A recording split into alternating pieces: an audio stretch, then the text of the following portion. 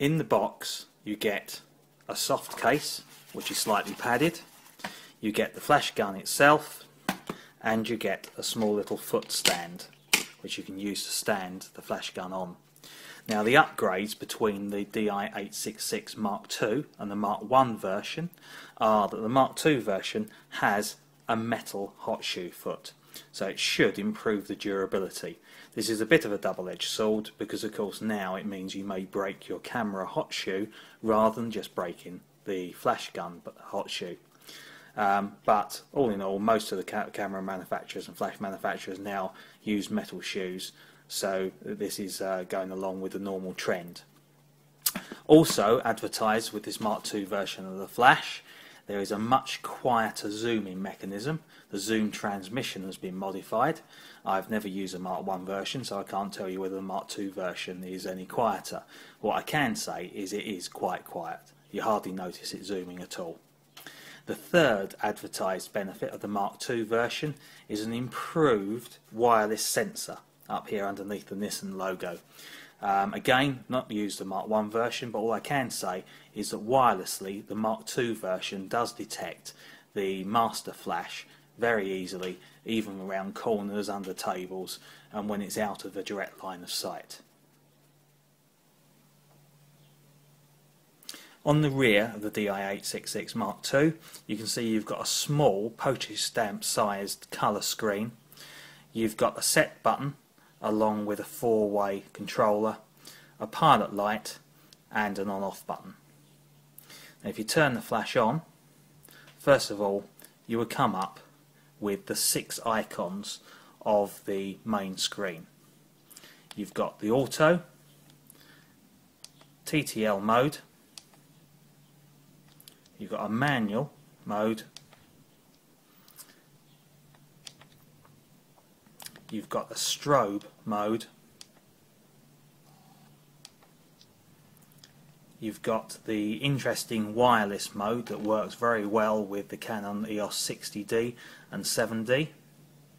You can set the flash as either master or remote. The flash gun comes with a cartridge type battery magazine. The flash gun comes with a cartridge type battery magazine here, and Nissin make a big play on the fact that you put in the 4 batteries all the same way round, so you don't have to put them in alternate directions, and then the cartridge slides into the side of the flash gun. Whether that's of benefit to you or not is down to personal preference, but I don't find it that difficult trying to remember to put batteries at different orientations into the side of the flash gun. On the opposite side of the flash gun to the battery cover, you will find a cover over the top of the auxiliary ports on here. You've got a PC sync socket, a mini USB for downloading or uploading firmware updates, and you've got a socket for an external power. I'll talk about that in a moment. One of the neat features of this flash for me is its high speed mode, where you can flash sync up to an 8,000th of a second. This is by virtue of the fact that the flash at full power will output its flash for around a 200th of a second. So by a careful liaison between the flash and the camera, the flash can be fired and then the shutter fires while the flash is already operating. In that way you can actually get excellent high-speed photos of things like water drops or sports. Another great feature of this flash is the wireless TTL mode. It is fully compatible with the Canon eTTL Mark II mode for on-camera flash, and is also completely compatible with the EOS 60D and 7D in wireless slave or wireless remote mode. This means that you can communicate with and control this flash gun with either the hot shoe mount or with the pre-flashes from the internal flash on the cameras. The flash additionally has a strobe mode, which is going to be great for strobists amongst you. This mode allows you to set a frequency and a power level for the flashes from the flash gun, and you can do things like stop a ball in flight, or as you drop a ball, see the way that it's accelerating through time as the flash fires consecutively. Okay, next up we've got TTL mode, which is a mode that most people will use most of the time. This is the mode where the camera itself will control the flash output. However, you do have a number of overrides which can be used to change the effect or the impact of the flash. So the main screen here in TTL mode allows you to change the exposure compensation. And what you can do here is, by balancing the flash exposure and the exposure compensation, you can balance ambient versus flash light. So for instance, with the flash set at 0, you will get an even mix of flash and ambient light.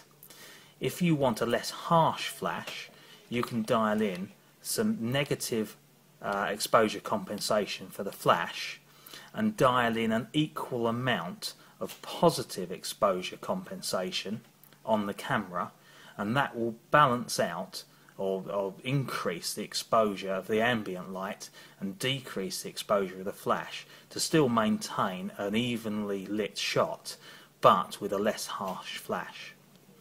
These settings can also be set within the camera, although the flash itself, it's often much easier to make the changes. If you hold the set button in TTL mode for 2 seconds, you reach the advanced TTL setting menu.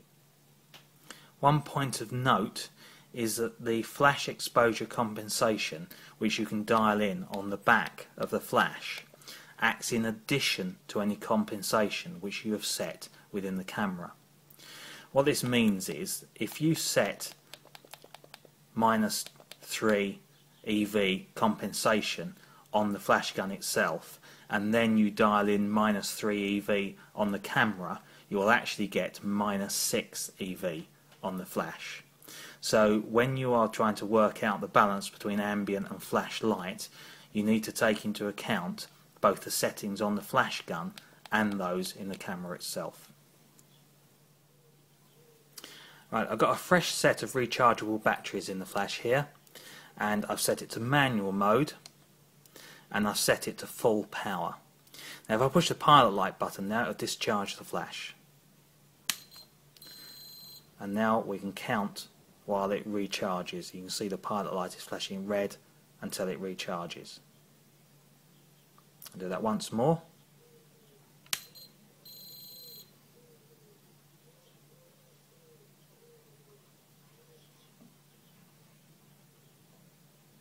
So that was about 6.5 to 7 seconds to recharge. What I will now do is add the external battery pack, and you'll see the difference in the recharge times. The battery pack that I'm using is a Shoot compact battery pack EP-N4. This is a very inexpensive eBay bought battery pack. It takes 8 rechargeable batteries and attaches to the external power port on the side of the Nissin Di866 Mark II. One complaint I have is that, as you can see, the right angled plug on the battery pack heads out forwards rather than backwards, and I'd much rather it headed out backwards. Battery pack, for its cheap price, is relatively robust, but I don't think it's going to hold up with being dropped too often. And it comes with a tripod mount, so you can put a tripod attached through this hole, the battery pack, to the top of a tripod to secure it. If I now discharge the flash at full power, you'll see how long it takes to recharge.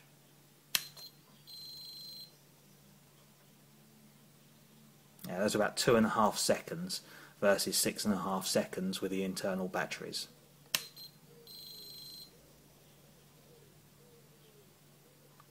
So as you can see, running the external battery pack, although it does increase the size of the flash, and it can be a bit of a pain to carry it around with you, it does significantly increase the rate at which the flash will recharge.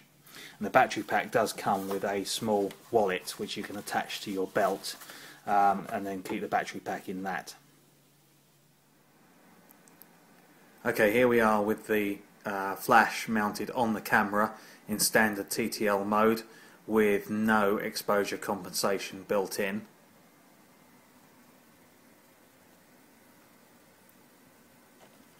just take the picture.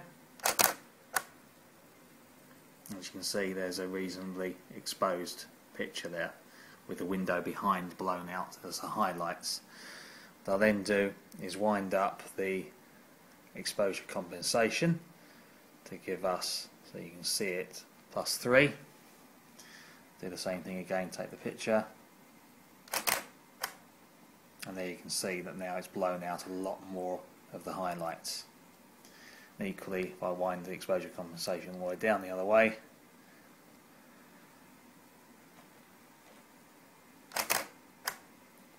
it's quite underexposed, although the window behind is still blown out. So what I can do now is adjust the dial to shutter priority, and I can then adjust the shutter speed all the way up, because we're in high speed mode. You see the little H has appeared next to the lightning bolt of the flash there. You see it? It's off now at 2/50th, which is standard. And then going above that, I can go all the way up if I want to an 8,000th of a second. Now the flash gives you somewhere between 6.5 and 7 stops of light, which means that if you've got a shutter speed naturally of a 60th of a second, you can just about get away somewhere between 6,000ths and 8,000ths of a second. So now I will take the photo. As you can see, there's a fairly well exposed shot there, despite the fact that I'm set at 8,000ths of a second. You can see the live view mode there is very, very dark, but the flash has provided sufficient light to fill in for those 6.5, 7 stops of underexposure. Obviously it's not necessary to go all the way up to 8,000ths of a second and 6.5 to 7 stops. You can wind yourself back if you want to and just go for 1,000ths of a second. Take the photo. Again, there is a reasonably exposed photograph.